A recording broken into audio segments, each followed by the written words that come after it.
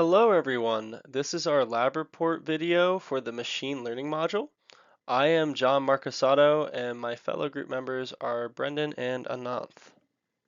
So for this lab, we began by accessing the raw data provided that contained the accelerometer readings for the actions of interest. These actions were drink glass, brush teeth, pour water, lie down, and walk. After accessing the raw data, we converted it into units of G instead of meters per second squared to keep units within our study consistent for our model. After doing so, we created a function called extract features, which calculated a set of key features from our data and compiled them into a reference table. Some of these features were the mean of the x accelerometer data, standard of deviation of the z accelerometer data, average absolute difference of the y accelerometer data, and etc. When called in our main script, this function would analyze the raw data from the files and perform the calculations for all the features and then compile them into a reference table which can be used for training our model. So here we can see an image of the reference table we can reproduce from our data compiling. So the next step was training our model. We trained our model by using the classification learner app in MATLAB. For the most optimal model, we chose the following 5 features: average acceleration x, average acceleration y, standard of deviation of acceleration z, average resultant acceleration, and average time between peaks for the z. We chose these features by putting them together as the predictors in a scatter plot and viewing the separation between data for the different actions. After doing this, we selected the features and quick trained all the models. And as you can see in the plot below, the scatter plot that is produced did a very good job of separating the brush teeth data from all the rest of the data as well as the walking data. Now we are going to move on to talking about our confusion matrix.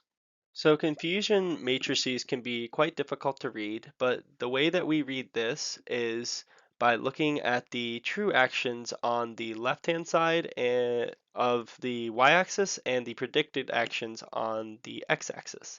So for example, in the very first row, first column, we had in 100% prediction and true um, for brush teeth. So what this means is that of all of the data that was for the brush teeth action, our model was able to predict it at 100% accuracy. And then for drink glass, of the total data that was for drink glass, our model was able to predict it 90% was drink glass, but the other 10% it got wrong and predicted it as pour water. And then the same can go for lie down, for bed. 87.5% of the total data that was for lie down bed was predicted as lie down bed, but the other 12.5% was predicted as walking. So this is kind of how you read the confusion matrix. But going from there, we chose the model that had the highest overall accuracy, which happened to be our the cubic KNN, which had an overall accuracy of 90.2%. And this is actually the confusion matrix for that model. And you can see that it does a very good job with predicting the different actions. The next sequence of slides will discuss how we collected the data. For this video, we are going to discuss how we collected the data for the drink glass action. To collect the data for drink glass, we used the accelerometer sensor on our phone through the MATLAB app. We then connected our phone to our computer through the MATLAB drive, where we were able to compile our data onto the laptop. We were then able to attach the phone to John's wrist so that we could collect our own testing accelerometer data. Afterwards, we took the drink glass data and created a testing table that could be analyzed by the trained model to predict the action that occurred.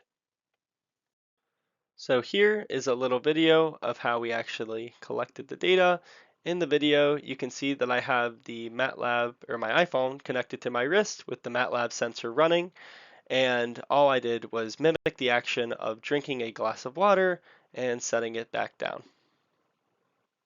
We are now going to discuss our predicted results. So again, the motion we chose was to drink a glass of water. Although we found a very accurate confusion matrix when we trained our model, the final predictions were not what we had hoped. Only one out of the 5 motions were accurately predicted.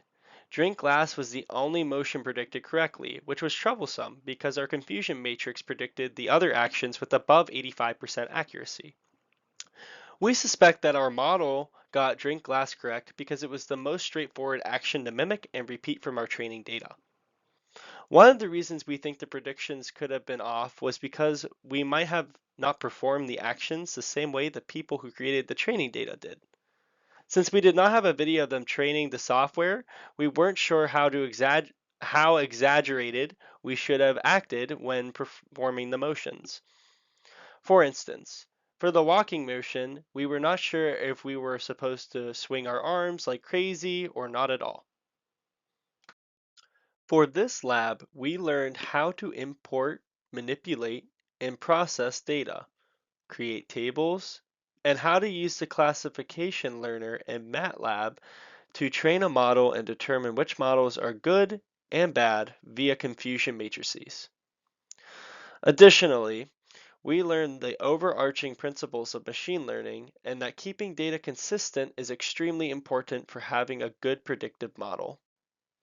Thank you so much for listening.